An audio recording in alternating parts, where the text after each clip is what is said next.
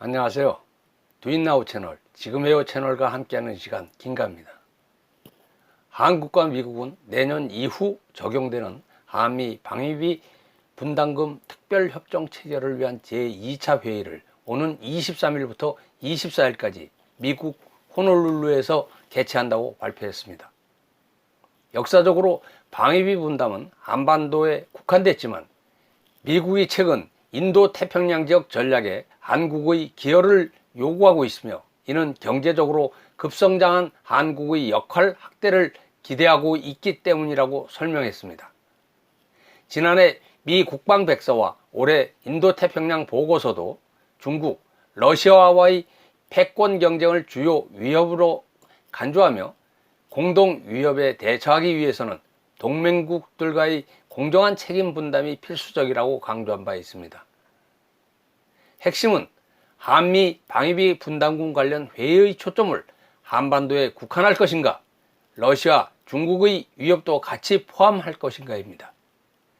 미 국무부는 18일 보도 자료를 통해 한국이 한미 동맹 전반을 위해 상당한 자원을 제공하고 있는 점은 높이 평가하고 있지만, 트럼프 대통령은 공정한 분담을 위해 경제적으로 급성장한 한국이 더 기여할 수 있고 기여해야만 한다는 입장을 분명히 밝혔습니다. 주변국들의 국방비도 계속 늘고 있습니다.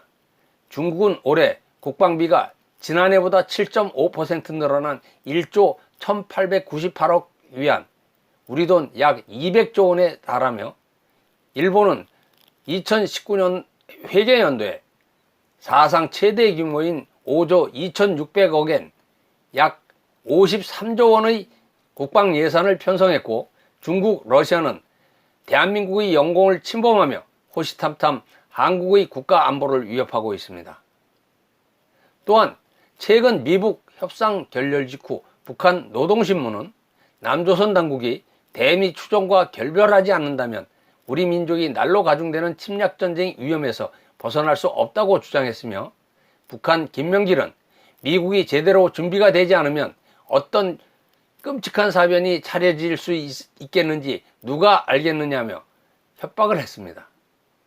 이토록 날로 높아만 가는 국가안보 환경 위협에 대처하기 위해서는 한미동맹을 더욱더 공고히 하고 긴밀히 협조해야 하는데, 어제는 친북단체인 한국대학생진보연합 소속 대학생들이 서울 중국 미국 대사관저 담을 넘어들어가 미국 지원금 5배 증액을 요구하는 해리스 대사는 이 땅을 떠나라, 미국은 우리나라를 나가라, 미군 철수하라 라는 구호를 외치며 시위를 벌였습니다.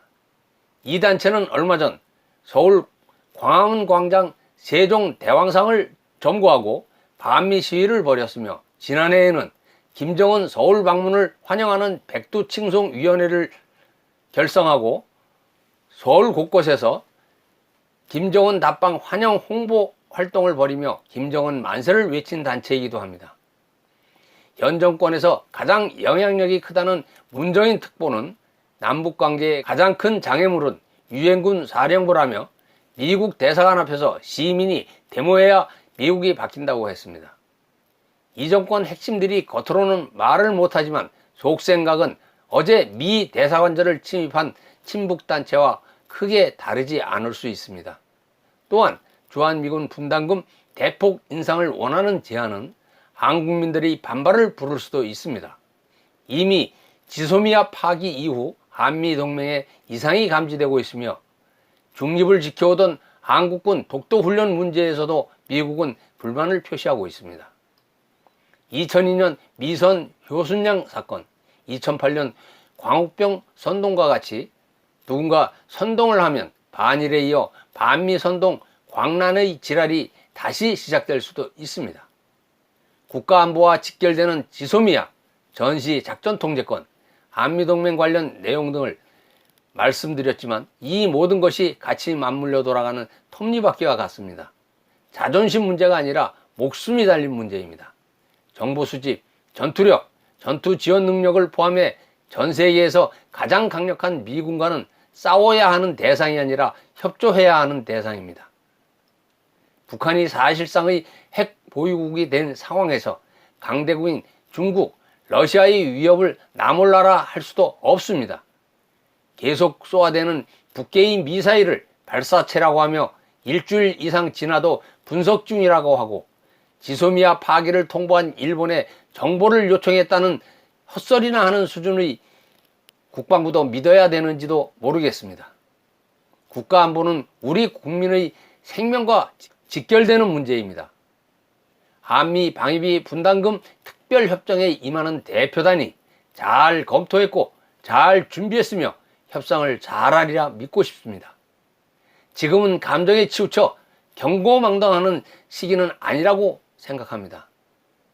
현실을 직시하고 현명하게 대처하는 지혜가 필요한 시기입니다.